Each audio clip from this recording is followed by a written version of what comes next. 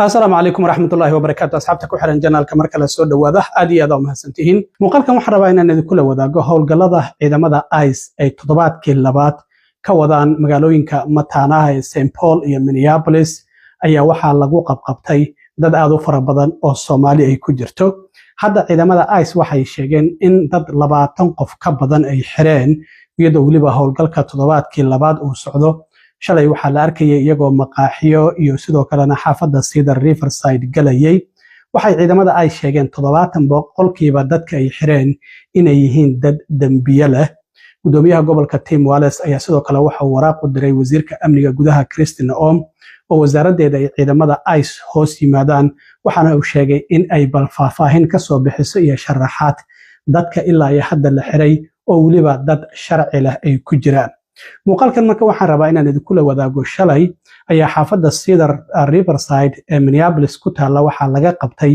wiil Soomaali ah oo muwaadin Mareykanka isla markaana dhalashada Mareykanka haysto wiilkaasi magaciisa Mubashir ayuu ku soo koobay waa 20 jir waxaana shalay isagoo shaqadiisa inta ka soo baxay maqaaxi ka soo qaday isdhahaya ayay ciidamadu qabteen waliba baraf ayaa Minneapolis ka da'ay sida muuqaalkan aad ka aragtaan waa ay wuxuu yiri qoor sagaara ayay ugu qabteen jilbaha ayay dhulka ii dhigeen waana ijeebeeyeen isagoo waliba ku qaylinayay war muwaadin Mareykan ayaan ahay sidaas darteed wuxuu yiri saacad markii ay gaari igu hayeen ciidamada ICE afka ayaa u duuban gawaarida ay wataana waa gawaari oo shacab amal ah markaas kadib waxa uu yiri Bloomington ayay geeyeen saacada ayay haysteen markaas kadib ayay xaqiijiyeen inaan muwaadin ahay isla markaana way soo daayeen waliba wuxuu yiri qabow daranna waa uu da'ayay isla markaana sida ay ila dhaqmeen ma ahan sida loola dhaqmo muwaadiniinta Mareykanka maanta marka ayaa shir jaraa'id waxay si wada jira u wada qabteen Mubashir in maayarka ama duqa magaalada Minneapolis Jacob Frey iyo taliyaha booliska Minneapolis Brian O'Hare waxaana uu ka warbixiyay sidii ay wax ugu dhaceen iyadoo waliba markii wareysigaasi uu dhamaaday kadib wariyaasha Soomaalida oo Mubashir oo luqadda Soomaaliga aan aad u aqoonin ay su'aalo weydiiyeen isla markaana isagoo English iyo Soomaali ku hadlayay ayaa bal waxa uu ka warbixiyay qaabka loo xiray iyo sidoo kalena markii la soo daayay iyo sida ay ciidamada ICE ay ula dhaqmeen My name is Mubashir. Shalay waxa joojiyay ICE. Waxaan soo baxay shaqada. I came downstairs to get some food. Markaan waxay joojiyeen ICE agent. Ima weydiin wax su'aalo, no questions, no nothing. Markii he ran at me, wuu joojiyay. Macala, he pushed me against the wall. Hold you pushed me. Markaan he handcuffed me. Waxa dhahay I'm a US citizen. I have my ID on my phone. Let me go. Markaan wuxuu dhahay we don't care. Markaan dibadda ii bixiyeen, dragged me through the snow. Markaan ninka wuu i pushday. Markaan wuxuu geliyay chokehold cunuu yahay. Markaan he put me inside the car. Waxa dhahay I have my passport. Mala saaxiib wuxuu hayay my picture of my passport. He was showing him through the car. Waxay dhahay we don't care about that. Markaan I told him okay. He said waxa taqaanaa picture. So I told him I could give you my name, my date of birth, and I have my passport on my phone. Can I show you? And they said no. They turned off my phone. They turned off the location. All the way in Bloomington. My first way in Cedar, which way in like 1 hour. How we here for no reason? Let me show you my passport. We don't care. How we went all the way to. They took me to Bloomington finally. In Bloomington, when we arrived, they made me step outside. It was snowing, and I told them, "Can I go outside? I'm cold." Okay. They said, "No, we have to stain your face." So I let them stain my face because I was cold. Well,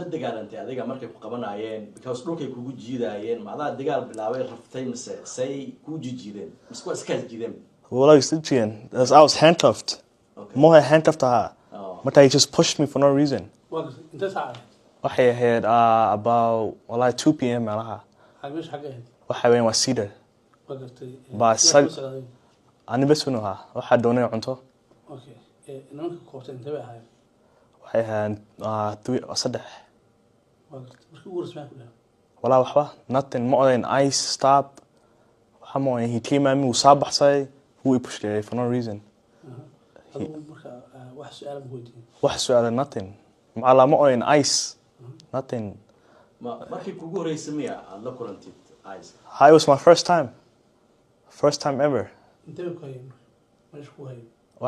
how long waxay ahayn like 2 to 3 hours I would ani bas inuu haa iyo meesha waxa ka buuxay kuwa matataani alaabaha wala I don't know me Mala, if you see the video I'm not doing nothing. They did that to me because I'm Somali. They see that I'm different than anybody else because I'm handcuffed. I can't do nothing. I have my ID. I'm a US citizen. But they just pushed me to the ground for no reason. Yeah. Hello, ha. Me waxa la hadlay Maxamed Nuur. So we shade doona. illa dhigti markii lagu geeyay ilaa maxaa dareemaysaa? Wallahi I feel hurt. I feel targeted. I don't even feel safe. I don't even feel safe outside because I'm in Somalia, and even though I'm a U.S. citizen, they could do this to anyone else. Asaf maaha.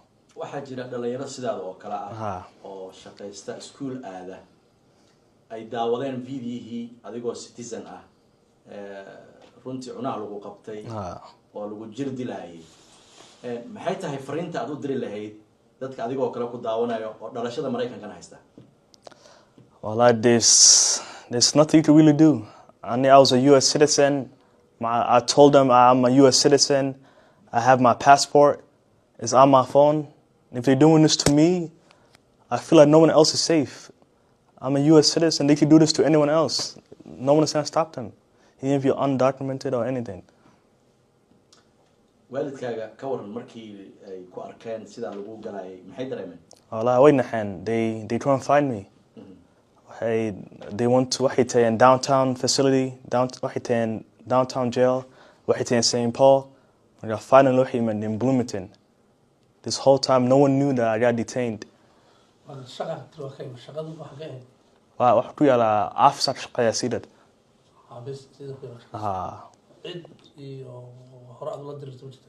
me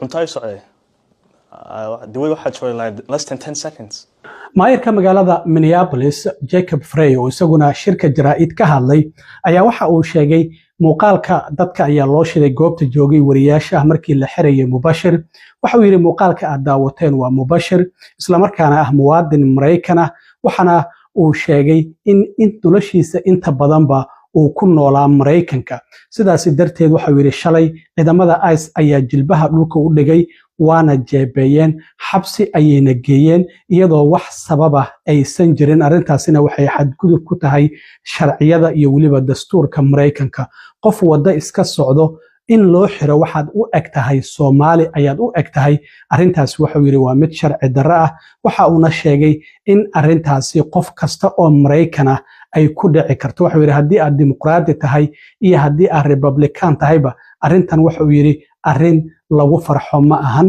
sidaas darteed waxa uu sheegay in arintan sidoo kale aasaasayashii Mareykanka iyo sidoo kalena dadka u ololeeya cadaaladda arintan waxa loo baahan yahay waxa la joogaa waxa uu yiri xilligii aan istaagi lahayn isla markaana aan hadli lahayn waxa uu yiri waxaan doonayaa inaan su'aal iska basic ah oo caadi aan weydiiyo qof kasta oo muwaadin Mareykan ah waxana aan ka doonayaa jawaab caadi ah ma tahay qof muwaadin ah oo Mareykan ah hadii aad tahay waxa Mubashir ku dhacay adigana waa kugu dhici karaan oo Mubashir kama duwanid ayuu yiri maayirka magaalada Minneapolis waxana sidoo kale uu sheegay in ciidamadan ICE ay xadgudub ay sameynayaan sidaas darteed amarka sare oo la soo siiyay uu yahay taga Minneapolis dadka sharci darrada ah ee Soomaalida soo xirxira arintaasina waxa uu yiri arin macquul ma ahan waa una ka digay waxa una sheegay in arintaasi ciidamada ICE iyaga nafsadahantooda waxa ay qabanayaanba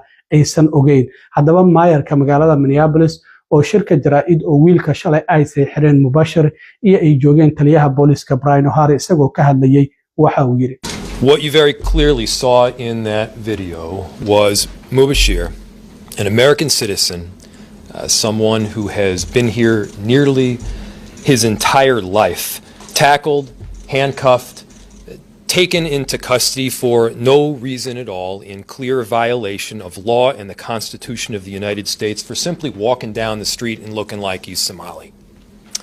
This should make every single person in America, whether you are a Democrat or Republican, livid.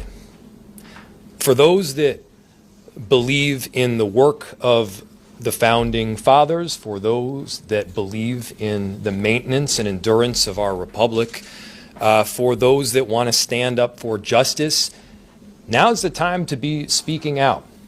Because I've got one basic question for everybody who's watching, and I'm looking for one basic answer. Are you an American citizen? If you are an American citizen, you yourself may be in the crosshairs of this administration, because in that sense, you're no different than Mubashir. This is a person that was leaving for his lunch break. This was a person who was out on the street doing literally nothing wrong.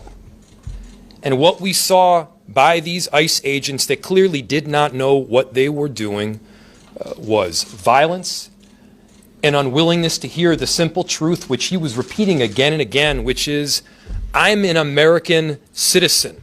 Those were the words that he was saying again and again. Those words, if nothing else, should give them a minute of pause so that they could find out, hey, who are you? What's your name? Are you a citizen or not? Have you done literally anything wrong at all other than existing in the world? The answer is, of course, no. And the reason we're here right now is, I believe, some directives were given from pretty high up that just can't be carried out. Directives like, I want you to go to Minneapolis and target the Somali community and deport a bunch of illegal or undocumented immigrants. aad iyo aad u mahadsantihiin.